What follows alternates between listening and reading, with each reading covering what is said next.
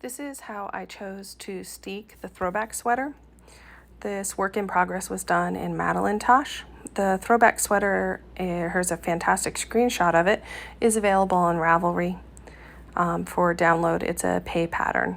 I set up my machine with just a cotton thread and opted to set the stitch length somewhere between 1.7 and 2.0 and straight stitch, and just a straight piecing foot is fine. You just wouldn't want to use like a zipper foot or something like that. I'm taking extra care to make sure I only have one layer of the knit fabric. I don't want to accidentally sew through tails that I haven't woven in, and I also don't want to sew like the sleeve to the sweater, because pulling out stitches in any situation, whether knit or sewn, sucks. But imagine pulling out these tiny stitches in something that you took the time to hand knit. So you really want to take your time. So rather than knit this pattern flat, working back and forth knit and purl with the color work, I prefer to knit my pieces in the round when I can and add a padding in the middle of the sweater, if it's a cardigan that is, for the steek cut to go through. So what I do here is add those as garter stitches. And then now I'm sewing down one side of the garter stitches. I'm really making sure that I always have one layer of fabric, that I'm not sewing through tails. I'm not accidentally sewing through the sleeve of the sweater. I'm really focusing on this part of the project. Yesterday I was going to shoot this video and I was so exhausted. I just knew that it wasn't the right day to do the project. So you're going to sew all the way to the bottom. We started out with a little back stitch just to lock the stitches in place on the machine, and we're going to finish with a little back stitching too. And then we're going to gently basically rewind the stitches. I cut the bobbin and needle thread before I pull it, so I don't have a big strand of sewing thread running as I go up. So now I'm at the top of the sweater on the other side of those garter ridge steeks, and I'm going down. Now I chose to slow it down so you can really see how I'm almost parting the tails like you would part your hair to keep them on one side and then the other. I didn't want to weave in the ends before I did this, somewhat because I'm a little lazy about that, and also because sometimes I use them to kind of conceal that steeked edge where you pick up for the button band. Something to consider is that you want to block this sweater before you sew for the steek. So you want to have it blocked out. So I did wet block this. This is Madelinetosh, so it's a wool. It benefited from a wet block. I did not steam block it. I'm really paying attention to only working down on the one layer of fabric.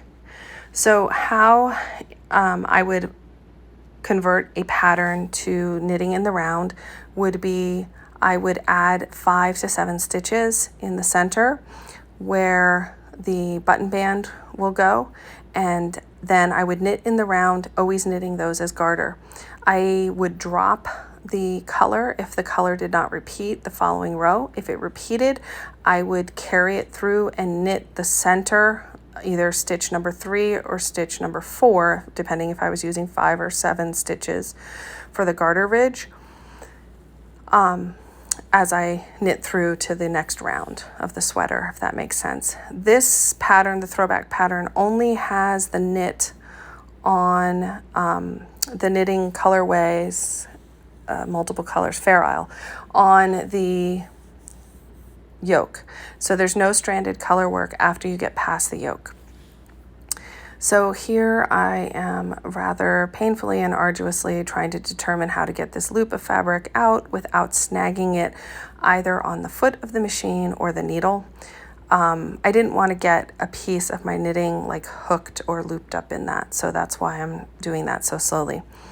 Anyhow, so when the increases of this sweater are worked into the yoke as well, and that did not impact the garter band for the steek because the pattern was written as a cardigan. I'd imagine this might be a little different if you were going to convert a pullover sweater to a cardigan, but who knows.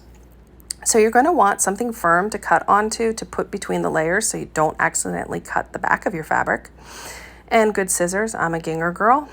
And here I'm showing on the garter ridges the sewing from the machine on the top and the bottom in the frame, but in actuality it's running down the left and the right side of the button band. So I just go ahead and slide this here, the quilting ruler up, and get ready to steek.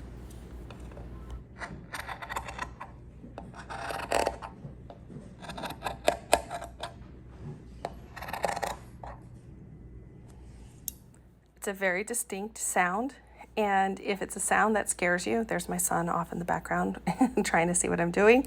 If you're the type of person that rolls by making a gauge swatch, try knitting your garter ridges in there and steeking that. You don't actually have to even knit the garter ridges, but it is helpful. So I'm showing how it doesn't unravel past where the stitches are if it's done right. There is a way to do a crochet stitch steek, but this is my favorite. So you can go and pick up the ladders of the knit stitches all the way up the button band on the bottom. But what I choose to do is pick up on the inside, not the loose side and the free side, but the inside of the band, and knit as I go and pick up. And I pick up maybe 4 stitches for every 5. It's an eyeball thing for me. I'm comfortable making a little bit. If you pick up 1 stitch for every row you have there for the button band, your button band will be wide and will ruffle out. So you want to cut it in a little bit. Anywhere from 3-to-5 ratio or 4-to-5 ratio seems to work well for a worsted weight yarn. So I'm doing well here. I hold my yarn in my left hand, but hold it over my, and I apologize for being out of the frame. Reading glasses are new to me, and I was trying to hold it and see on the camera, and yeah, you get the idea. But you get to see me make a mistake here. What I ended up doing when I get down to the base here, where the 2x2 rib goes into the color work, the stockinette color work, is I'm in the garter ridge of the steek, and I don't want to pick up my stitches there. I actually want to pick up my stitches in the ladder stitch of the stockinette V. So watch me pick out this little piece of sewing thread. I think this is where I realize, oh crap, I made that mistake. Let me see back to where my 2x2 goes. Okay, so I pull back and don't need to worry about that, and figure out where I need to go.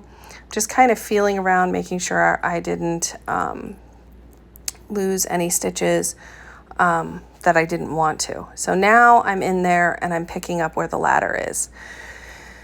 And I'm going to go on until I go all the way down the button band, and then I just proceed with the pattern, picking up the appropriate number of stitches based on the pattern and knitting my button band the way I'm supposed to. And it's really simple. So I'm just picking up those V's. If you've ever seamed a sweater and done a mattress stitch, it's the same V's that you're picking up for the button band in this case. And I can now go back to the pattern and follow it like I never screwed around with it and did something different. So I'm Sydney Knits on Ravelry if you need to find the written directions.